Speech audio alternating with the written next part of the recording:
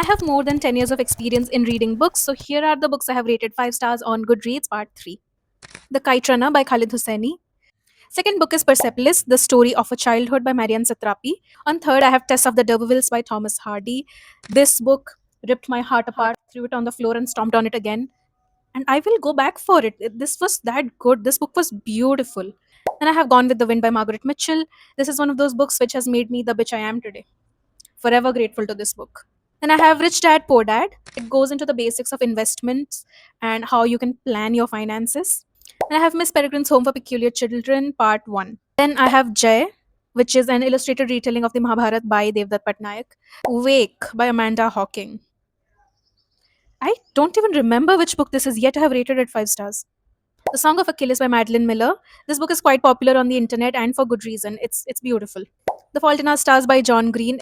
If you used to read books back in 2014-15, then you would relate how hyped this book used to be. The Yellow Wallpaper by Charlotte Perkins Gilman. This is actually a novella. It's quite a short book, but it's wonderful. I love the way the plot twist comes at the end. Me Before You by Jojo Moyes. Again, followed by Tess of the D'Urbervilles. This is the second book you go for when you want your heart to be stomped on. Then I have Sidney Sheldon's Tides of Memory by Tilly Bagshaw. Tilly Bagshaw is an author who actually started writing extensions of Sidney Sheldon's books. Then I have A Man Called Ova by Frederick Backman. This is one of those books which was very popular on Instagram a few years back, and it is well written, it is funny, and the story is lovely. Then I have Palace of Illusions by Chitra Banerjee. It's a retelling of the Mahabharat from Draupadi's perspective. And this is one of those books that I read when I was very young and impressionable, and I loved it beyond words. I loved it so much I actually went and visited the gate. Then I have Sita, an illustrated retelling of the Ramayana by Devdutt Patnaik. This is the book that I had fallen head over heels in love with from Devdutt Patnaik. Now that I see, this list actually has a lot of books which are going to make you cry. Salt to the Sea by Ruta Sepetys. If you're into historical fiction, Ruta Sepetys is a very good author for that.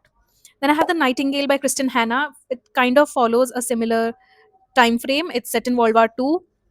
Heartbreaking book, amazing writing. The pacing could have been better. I don't mind a longer book, but I do mind pacing a little bit. But overall, it was still an amazing story. Then I have Reckless by Tilly Bagshaw. Again, it's a continuation of If Tomorrow Comes by Sidney Sheldon. And at the end, another of those jaw dropping books which have made me the bitch I am today. The Seven Husbands of Evelyn Hugo by Taylor Jenkins Reid.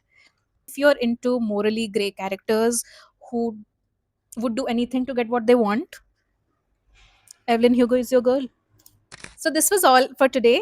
Follow me for part 4.